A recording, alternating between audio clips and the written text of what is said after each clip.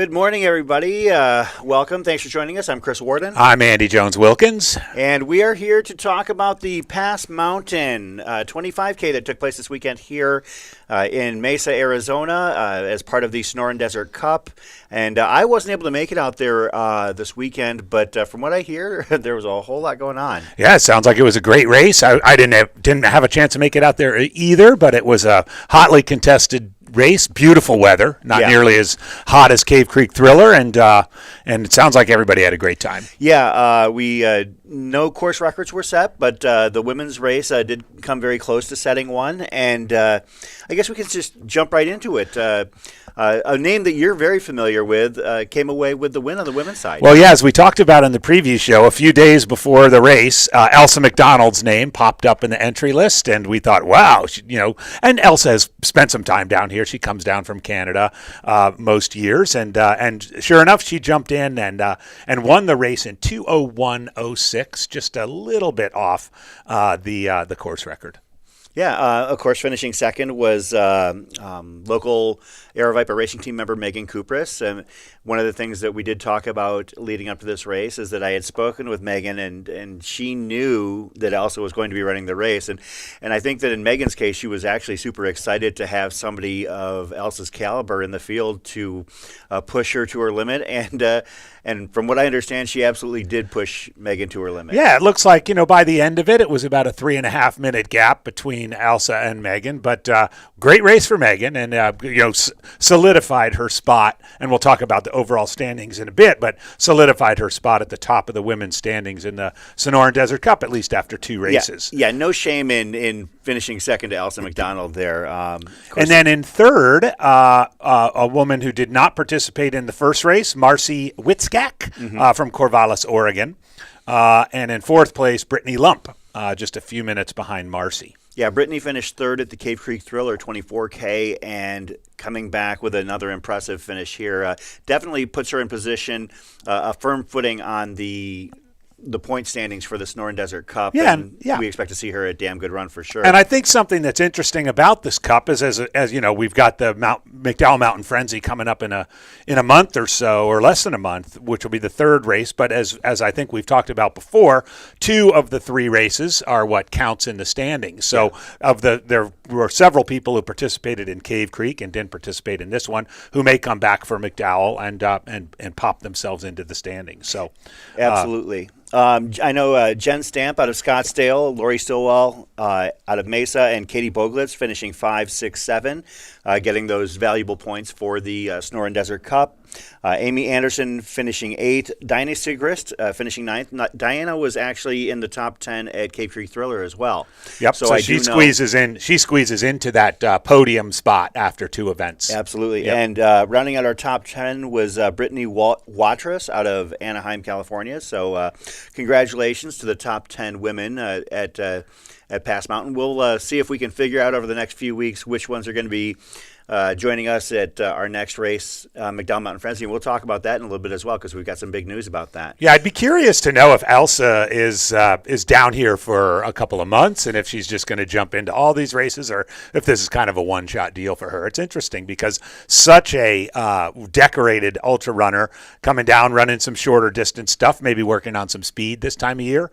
It'd be interesting to see if she shows up for Frenzy. Yeah, absolutely. And that's one of the cool things about having such a vibrant running scene here, is that we are privy to and often honored by random, absolute hammer droppers dropping into our local races. I remember one time, to completely go off on a tangent here, a friend of mine was excited about his nephew's chances of winning the Whiskey Basin race in a shorter distance, because he knew that the winner got a bottle of whiskey and the nephew was too young to drink. So they're getting on the bus to go to the start line, and all of a sudden this guy gets on the bus, and another friend kind of nudges my buddy and says, so I guess you're not going to get that whiskey bottle because Rob Krar had stepped on the bus. So, of course, Rob Krar did. Rob Krar got the whiskey. So, but that's one of the cool things about our scene here locally, is that we are able to just have random people. I mean, it is not uncommon to have seen somebody like Allison McDonald, Maggie Gutierrell, Courtney DeWalter drop into our local races last minute, and as part of a training run, and they know that things are pretty well organized and pretty well run here, that they can get that in. And random hammer dropper. Yes. I love it. Random hammer dropper. As opposed to the random baller. As opposed to the random baller. Well, we had a version of the random hammer dropper in the men's race, didn't we? Yeah.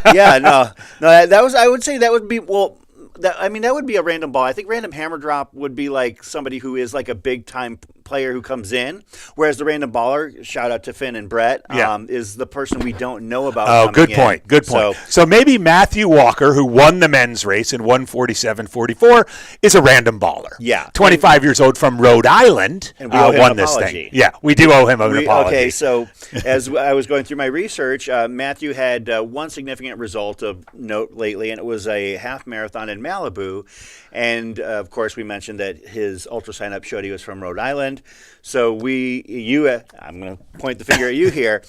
We joked that he is, from the mountain hotbed of Rhode Island. Right. And, of course, we talked about how the Malibu trails are pretty buttery smooth, and how Pass Mountain, there's some chunky backstretch on that. Well, it didn't matter to him. No, I need to wipe the egg off my face, Chris.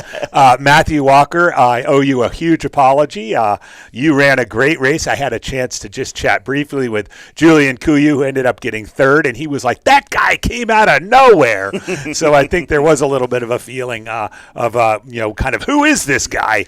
But a great race for him in 1:47.44, a few minutes off Charlie Ware's course record, but nonetheless a great run for Matthew and to taking the top spot at Pass Mountain. Yeah, actually the top three men were all within under 2.5 minutes of one another, and that's pretty impressive. So we mentioned Matthew Walker, Cody Goodwin, who had finished second at Cave Creek Thriller 24K to Julian Kuyu, ended up finishing second, about 15, 20 seconds back. Yeah, it looks like he was 18 seconds behind Matthew, but a good 2 minutes ahead of his rival from race one, Julian. Yeah, so that's one of the cool things about this series is we're potentially seeing some rivalries. And I've met Julian and I met Cody, and they're both super nice guys. But the notion that the two of them, are kind of have flip-flopped over the course of two races. I mean, when it was, hot and gnarly out there, Julian was able to best Cody by a couple minutes. But here, with the conditions a little bit more favorable and I guess more comfortable rather, Cody was able to come out on top. So the two of them. It's interesting because it creates an interesting dynamic going into the third race. Yeah. Right? You could keep your powder dry and just not run the third race and take the points that you have, or you could try and, get a couple more points. And, take Julian, for example. Let's say Matthew Walker doesn't show up for the third race. He could, get a second or first and bump himself up, and likewise with Cody. So it's kind of fun. We're seeing this dynamic start to take shape with the Sonoran Desert Cup. Yeah, I'm pretty sure that Julian is registered for Frenzy. I think that when I spoke to him at Cave Creek, he said he was going to be a part of the entire series, or as much of it as possible. So that's cool. And I would hope that Cody's going to be out there as well. In fourth place, we had another familiar face who finished fourth at Cave Creek Thriller, and that was Kurt Houghton. Kurt finishing a few minutes back, but apparently was in a tight race for fourth with Aravaipa Racing Team member Joe Boucher. There it is, 8 seconds separating those two. Kurt 8 seconds ahead of Joe Boucher. So, woo! Yeah, Joe out of Vegas races for the Aravaipa Racing Team and spends a lot of time in the valley. I've seen him out at Cave Creek. I saw him out at Javelina. He was pacing out there, doing duty for one of his teammates. So, those are a couple names that are familiar to us. And I suspect we'll see in some of the more of the remaining Cup races, Kurt and Joe. Absolutely. Yeah. Matt Dorsey in sixth. Casey Andrew Lapine in seventh out of Montreal, or not Montreal, Quebec, but Quebec City. Dan Roeder, another familiar name to us in the circuit, finishing 8th. Nick Brocato in 9th, and Tristan Daniels in 10th. So that rounds out the top 10. Of course, the points go 20 deep on the series, and that's something actually we were surprised to find out, because when we first talked about it, we thought it went 10 deep. But now that we know that it goes 20 deep, there is that accumulation factor that if you're somebody who grabs points from the lower end, you could sneak past somebody who has a couple of that's right. Results. It's incentive to jump into races, and maybe even if you're feeling slightly under the weather, to still get after it and get out there. Yeah, absolutely. So we did cobble. We didn't have a graphic like we did last time, but we did our best to cobble our standings right now. And at the top of the men's race, we have what we believe is a two-way tie between Julian Kuyu, who won Cave Creek Thriller and finished 3rd at Pass Mountain with 46 points. Cody Goodwin, finishing 2nd in both races, also has 46 points. And in 3rd place, Kurt Houghton, not too far back, having a pair of 4th place finishes in both races. So that's in it. I really like that, because it shows that on this side of the coin, the men's side, the top is going to be actually very tight for these race spots for the Damn Good Run Series finale. I mean, you think not too far down, you've got other names like Dan Roeder and Joe Boucher, who we didn't do the math here, but they're going to be not too far off and probably locking themselves into that series finale with a good race at McDowell Mountain Frenzy. Indeed, and one of the cool things too, and this was, I think, the wisdom of the team that put this together. It's based on your place, so it's not aggregate time.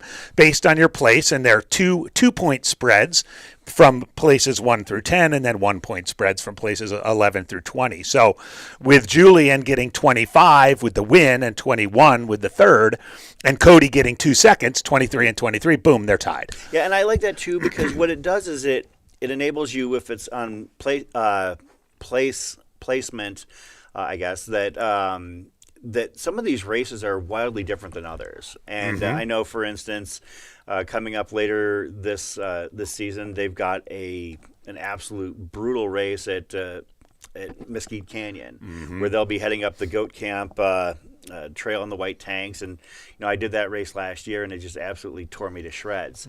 But then there are other races such as Cave Creek, which is fairly quick, and Pass Mountain, other than a short backstretch as you climb the mountain, is a very runnable course as well. So it'll also be interesting to see about the endurance of some of these athletes, because I think Coldwater, someone will have to fact check me on this, is a 40K. Yeah, too. So a couple of them stretch out beyond this kind of. We've seen 2 25Ks or 24K and a 25K so far. Stretching out to 40K could be a little differentiator for some of these runners. Absolutely. Yeah. And women's side. Yeah, the women's side. So Megan Kupris, Aravaipa Racing team member, with a 1st place and a 2nd place, is sitting at the top of the standings with 48 points. Actually, the top overall for the men's or the women's leading point getter to this point. Brittany Lump in 2nd place with 40 points because of a 4th place finish this weekend, and then a 3rd place finish at Cave Creek Thriller. And in 3rd place on the women's side, a little bit further back, but still in good shape, Diana Segrist with 27 points. Diana finished 6th this weekend at Pass Mountain, and finished 9th, I believe, at Cave Creek Thriller. So, accumulating those points. So, and as you noted in our prep beforehand, there was a little bit more concentration of multiple race competitors in the men's side than the women's side. So women, if you're listening to this and you're interested in jumping into the Sonoran Desert Cup, come on out to Cave Creek Thriller, because there's a lot up in the air. If you finished one of these, McDowell Mountain Frenzy, come on out in December and run that. This will be a lot of fun. Yeah, I do see some other names a little bit further down that are familiar that ran multiple races. I know Lindsay Yazzie and Jackie Jacoby ran at Cave Creek as well. So hopefully they're getting those points accumulated. So that covers. So McDowell Mountain Frenzy, which will be the 3rd race in the series, the final race in the first half of the Sonoran Desert Cup, is coming up on December 7th. Yep. Is that right?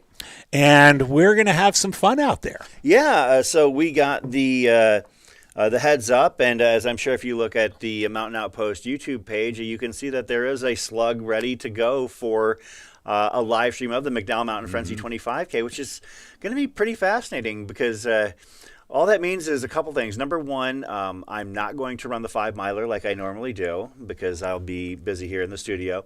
And number two, it is going to be an absolutely distraction-laden morning for a lot of people. And we hope that everybody is able to, balance their attentions because, of course, there are a lot of things going on that day. Well, yes, there are two major 100-mile lotteries that day, the Western States Lottery and the Hard Rock Lottery. And you've been there firsthand. This is the first year of the live stream. We talked about potentially live streaming it last year, but we took a year to get it all dialed in. Mm-hmm. You've been out there for years. And especially the last couple of years, Aravaipa sets up a screen. There's people. Talk a little bit about that, the sort of vibe of this race is going on and the lotteries are going on.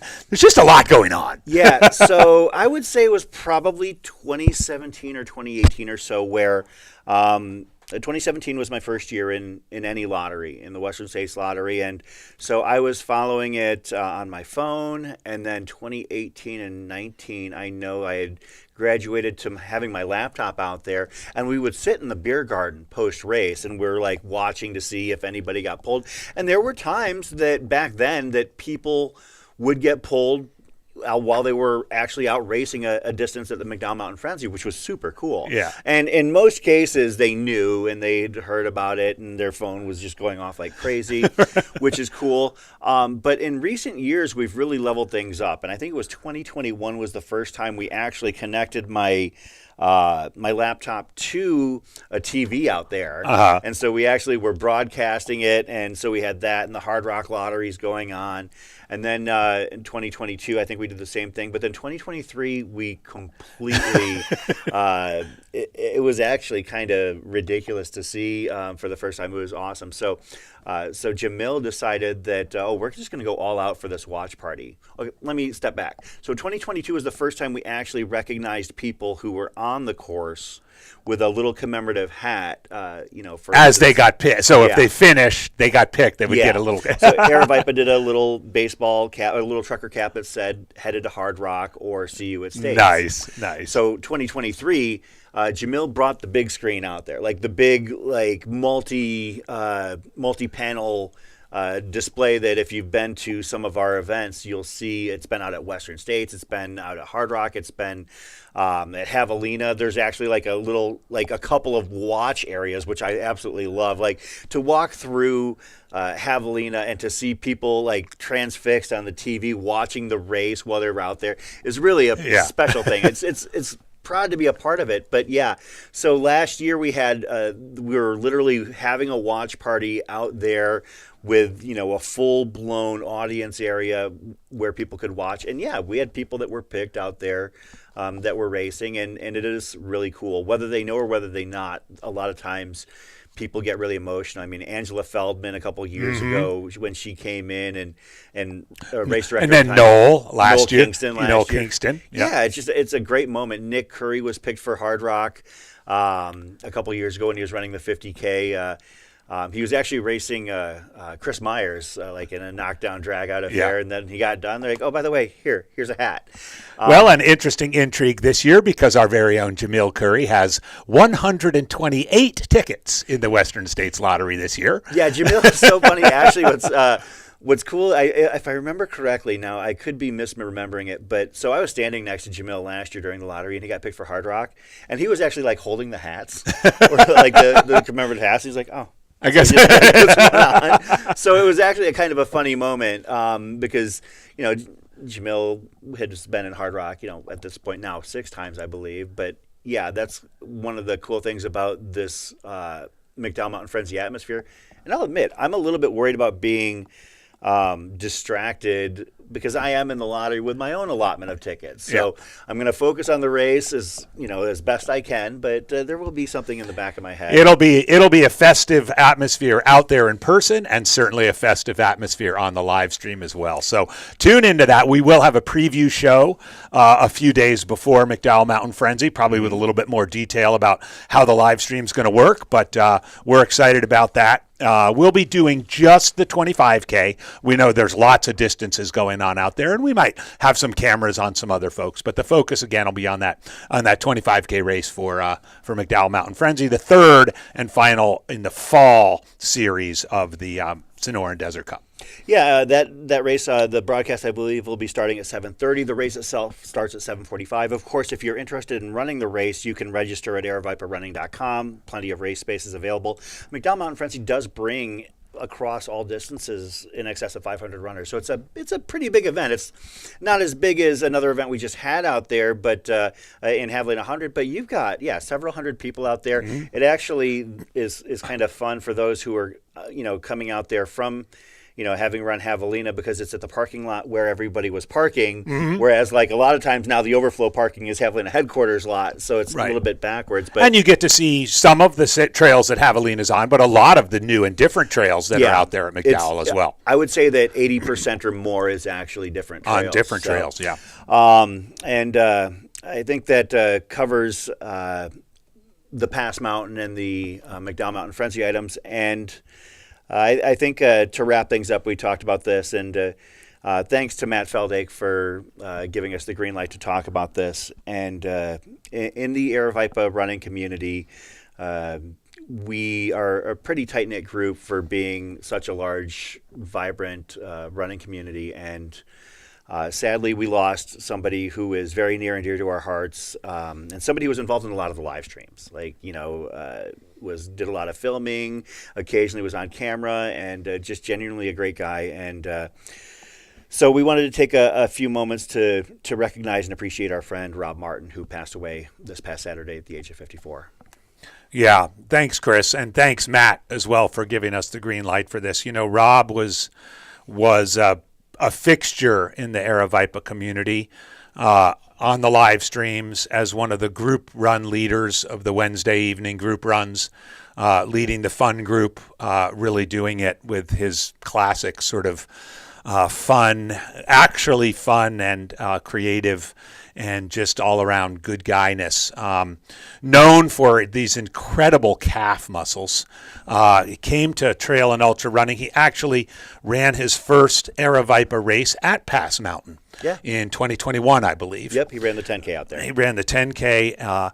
And I, as I think most folks know who know me, I returned to the Valley in 2022 and quickly befriended, in addition to befriending you and re-engaging with all my friendships here with Aravaipa, I really struck up a really good friendship with Rob. And I wanted to share one story about it because I was recovering from bilateral hip replacement surgery in 2023, and I wasn't running. I was in rehab, and I went out to one of the group runs on Wednesday, and Rob asked if I wanted to join him for a hike. Not a run. I wasn't running yet, but if I wanted to join him for a hike. And I was like, dude, that sounds great. And, let's do it.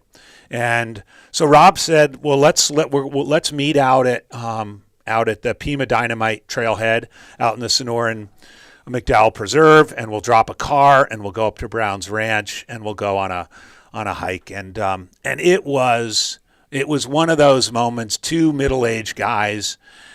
We did not run out of stuff to talk about. We talked about our kids. We talked about our jobs. We talked about our relationships. We talked about running. We talked about what it means to be where we were in life. And over the course of that hour and a half, it felt like he made me feel like I was the most important person in his world.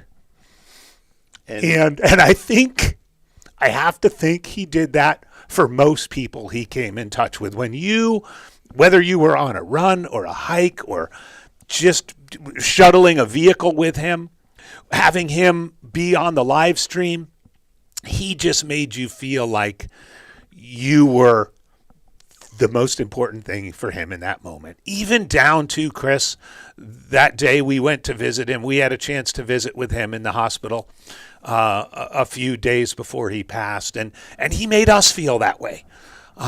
He was asking about, we were there wanting to find out about him. He wanted to know about us. He wanted to know about how my race went at Javelina, what you were up to, how you're feeling recovering from your 100-mile race. He was that person.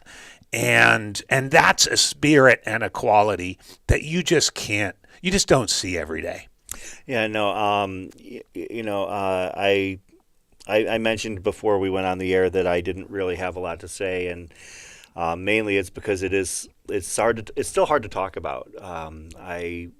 I showed up at our group run on Monday to talk about how we're going to honor and remember Rob, and I had a moment there where I had to take a pause because it hit me so hard, and also going out on the trails by myself beforehand, I thought that would be therapeutic, but instead it ended up being really painful because I thought I'm not going to share these trails with him again. But I have my own story with Rob, I guess. So the two of us were running the Mogollon Monster Marathon last year, the 42K in 2023, and I had been kind of like leading a group at the back of the pack. There were like 6 or 7 of us, I believe. I think some local runners, Jen Coleman, Matt Emerson, let's see, I think among others, I believe Jackie was one of us as well.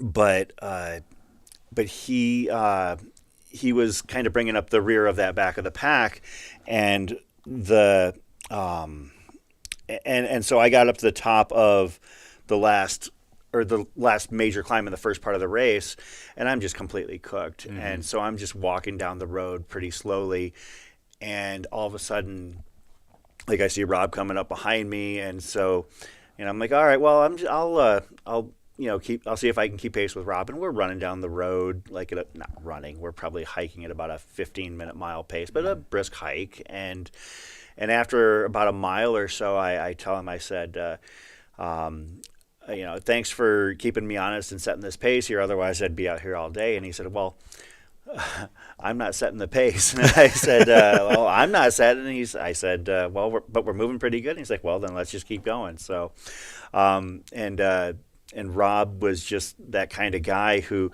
like you said, talking about, being, making you feel like, you are the center of the world when you're around him. He's so great about that. One of the things that's come out in the day since his passing was that another friend of ours, Jackie Wyman, who was part of our group that ran Mogollon last year, I didn't realize like how much time and effort Rob had put into like hanging out and running with her as well. Like, all of these stories of people coming out and talking about time spent with Rob, I'm like, where the hell did he find the time? Yeah. But he made so much time for everybody in the community, and it was obviously really rough to work through a lot of these stories, but at the same time, reassuring to hear that he had touched and affected so many lives in such a positive manner. And I've been in contact with his girlfriend Rebecca and his daughter Liz, his younger daughter. I know his older daughter Emily. They're going to be all joining us at our group run tonight and at our social. And one of the things we're going to try and do is, honor Rob the best we can. And we're going to go out and have our group run, and then we're going to do our social, and we're going to have a few drinks, and we're going to celebrate Rob the only way possible. Another local runner, Lisa Pizzoni, who used to lead the fun group on Wednesday nights with Rob. They used to co-lead whenever things would get big and unwieldy. And she ran the Pass Mountain Punisher night run, the night race that takes place after Pass Mountain. And I was talking to her on the phone just moments after we both got the devastating news. And she said, I can't even imagine running right now with what's going on. She's like, I feel like I shouldn't even do it. And I told her, I said, I was out of town, so I couldn't make it. But I said, Lisa, you've got to go out there and run, and everybody's got to go out there and run because, frankly, Rob wouldn't want to be responsible for holding up everybody being out there. So I did hear that it was a bit of a somber affair, obviously, but at the same time, I hope that everybody was able to, take some moments to recognize and appreciate somebody who has meant so much to the Aravaipa racing community here in the Valley, and that's Rob Martin. Absolutely. Absolutely. And Chris, thanks to you for quickly pulling together this evening. I think it will be somber, but I also think that Rob wants it to be a celebration. Yeah. He wants us to have a good time. He wants us to remember him, certainly, and he will not be forgotten. No. There's no doubt. Yeah, and we've talked about various ways that we're going to recognize and appreciate him in the times to come. If you're one of the locals who is just hearing about this, you're more than welcome to join us. We're going to have our group run at Pima Canyon Trailhead at 6:30, and then our social is going to be at Saltfire Brewing at 7:45. So we hope you can join us, but. I think that's pretty much the way we should probably wrap things. It is. Thank you, AJW. I'm Chris Worden, and we'll see you soon at McDowell Mountain Frenzy.